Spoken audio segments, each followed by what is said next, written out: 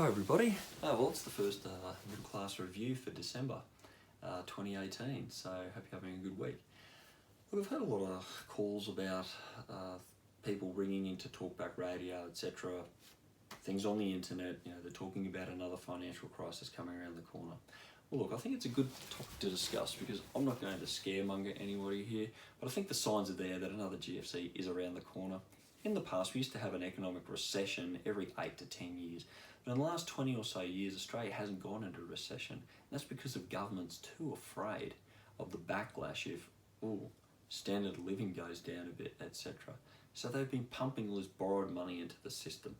They've had massive immigration increases just to keep this giant government-sponsored Ponzi scheme of increasing GDP growth going, or even just maintaining it.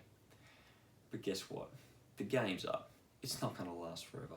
The last GFC was fueled by dodgy subprime loans. Subprime loans basically means banks lending money to people to buy property and to people who can't afford these loans if there's any, little hiccup in the economy. Guess what?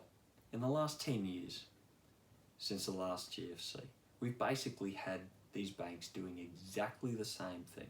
We've had governments borrowing money at reckless rates, especially in the United States. Classic example, look at Barack Obama. He became president and everyone hailed how wonderful it was.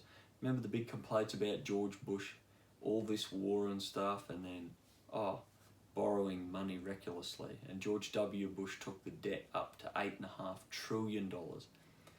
Okay, well, 8 years after Barack Obama was, sworn in as president, he took the debt from $8.5 trillion to $19.5 trillion. He increased the debt more than the debt any president of the United States had ever, taken on. Actually, come to think of it, the increase of the debt was more than all the debt incurred by presidents in the entire history of the United States. That's pretty scary. Not to mention, his weapon of choice was drones, and they dropped 100,000 bombs on at least 7 different countries. How many troops are there? US troops? I think he spent a lot on the military too. That's right. Just think of a number and times it by 1 million. That's probably how many US troops there are in the world. Yeah, kind of crazy. So they got rid of George W. Bush for reckless borrowing and spending and warmongering, and they replaced it with another guy from another party who did exactly the same thing, but even at a higher and greater scale. So history is going to repeat itself, guys, and it's not going to be a nice, easy landing. So you can see the signs are there already. We have a very high stock market, high property market, lots of borrowings, and another sign too. Remember when the classic car market hit a peak in Australia in 2007? A Phase 3 GTHO sold for over $600,000, even made the cover of Wheels magazine. Well, guess what? This year in 2018, classic car auctions again hit major records. 2 Phase 3 GTHOs actually sold for well in excess of $1 million. So I think history is about to repeat itself.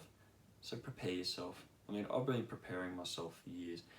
I did invest in property and I did have mortgages which were interest-only mortgages, but I made sure my properties were neutrally or positively geared. They weren't costing me money. Because now we have lots of people who have got negatively geared property, and if they lose their job or if there's a problem in the economy or interest rates actually go up, which they've started to do, there's going to be a serious lot of problems out there.